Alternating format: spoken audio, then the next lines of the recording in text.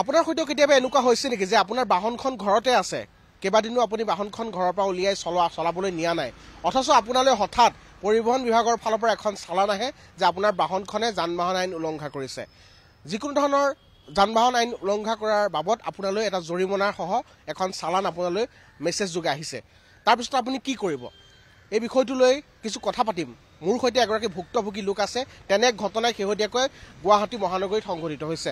আজি দুপৰীয়া ভাগত এই ব্যক্তিজন তেখেতৰ পত্নীৰ এখন দুচকীয়া বাহন, সেই বাহনখনলৈ বাহনখনৰ নামত আচলতে বিশেষভাৱে এখন চালান আহিছিল। গোটেই ঘটনাটো কি মই অকণমান জানিব বিচাৰিম, কি হৈছিল গোটেই ঘটনাটো? হয়, আজি দিনৰ প্ৰায় 12:15 মানত হ'ব, তেতিয়া এখন কি কয় আপোনাৰ চালান আহিলে, আপোনাৰ মেছেজ যোগে আহিছে। মেছেজত আহি পেলাই তাৰপিছত মই চালানখন দেখি পেলাই চালানখন লিংকত গৈ পেলাই মই চেক কৰি চালোঁ।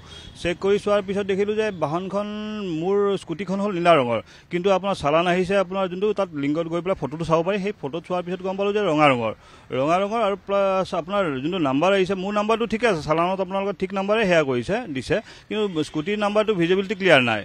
ক্লিয়াৰ নোহোৱাৰ ক্ষেত্ৰত তেওঁলোকে কেনেকৈ মোৰ তাত চালানখন পঠিয়াব পাৰে? হয়তো গুৱাহাটী মহানগৰ দুখন মোৰ একে নাম্বাৰৰ এগেইনষ্টত দুখন গাড়ী চলি থাকিব পাৰে। সেইটোৱে যে তেনেকুৱা ধৰণৰ এটা ভুল কেনেকুৱাকৈ সম্ভৱ হ'ব পাৰে? আপোনাৰ পত্নীৰ এই দুচকীয়া বাহনখন যিখন নীলা ৰঙৰ বুলি কৈছে, সেইখন বাহিৰলৈ নিছিল নে চলাইছিল? আজি ঘৰতে আছে, আজি গেৰেজতে আছে। আজি ৰাতিপুৱা প্ৰায় মই তেওঁলোক ফোন কৰিছিলোঁ, চালানটো অহাৰ পিছত ফোন কৰিলোঁ, আৰু স্কুটিখন অৰ্থাৎ ঘৰতে আছে।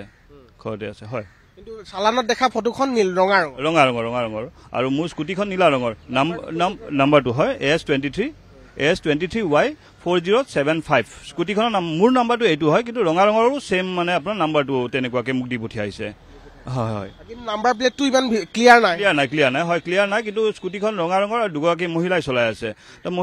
মানে তেওঁলোকে নিশ্চয় নাম্বাৰটো ধৰিব পাৰিছে যে এইটো নাম্বাৰ হয়, সেইটো এগেইনষ্টত ফাইন কৰিছে। কিন্তু মোৰ তাত আহিছে আৰু 1000 টকা ফাইন এটা জৰিমনা তেনেকুৱাকৈ আহিছে।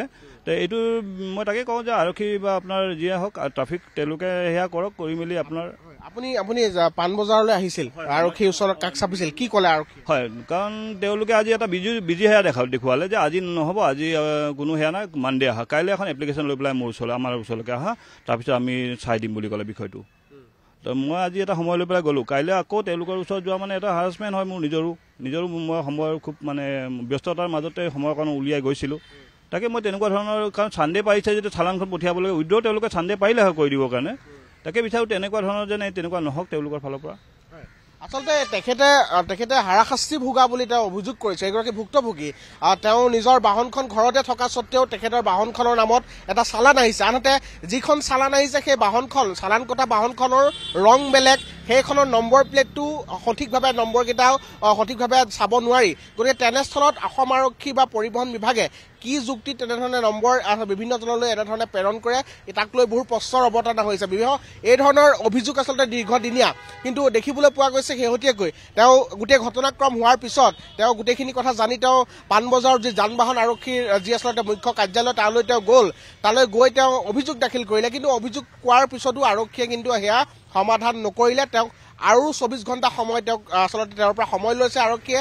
তেওঁক কাইলৈহে এখন আবেদন লৈ পুনৰ আৰক্ষীৰ ওচৰলৈ যাবলৈ কৈছে। অৰ্থাৎ তেওঁ নিজে কৈছে যে মই ইয়াৰ যোগেদি মোৰ নিজৰ কামৰ ব্যস্ততাৰ মাজত মই যাবলগীয়া হৈছিল, গতিকে তাৰ মাজত আৰক্ষীয়ে এনেধৰণে আকৌ বেলেগ এটা দিন আহিবলৈ কোৱাটোৱে যথেষ্ট তেওঁক হাৰাশাস্তি কৰা যেন তেওঁ অনুভৱ কৰিছে। গতিকে এই ধৰণৰ ঘটনা কেৱল এইটো এটা উদাহৰণহে। এই ধৰণৰ ঘটনা এতিয়া গুৱাহাটীত বহু ঘটিবলৈ ধৰিছে, য'ত আচলতে আৰক্ষী বা পৰিবহণ বিভাগ বা তেওঁলোকৰ কিছু ভুলৰ বাবে আচলতে এনেধৰণে কিছু নিৰ্দোষী লোকে জৰিমনা বহিব লগা হয়, কিছু নিৰ্দোষী লোকে তেওঁলোকে আচলতে এই ধৰণে হাৰাশাস্তিৰ সন্মুখীন হ'বলগীয়া হয়। গতিকে এই ক্ষেত্ৰত পৰিবহণ বিভাগেই হওক, যান বাহন আৰক্ষীয়ে হওক, তেওঁলোকে বিষয়টোক সংশোধন কৰাটো, বিষয়টোৰ ক্ষেত্ৰত কিছু বিবেচনা কৰাটো খুবেই জৰুৰী হৈ পৰিছে। শেহতীয়া এক উদাহৰণ আজি NKTVৰ যোগেদি এগৰাকী ভুক্তভোগীয়ে আপোনালোকৰ সন্মুখত এনেধৰণে দাঙি ধৰা দেখিবলৈ পোৱা গ'ল।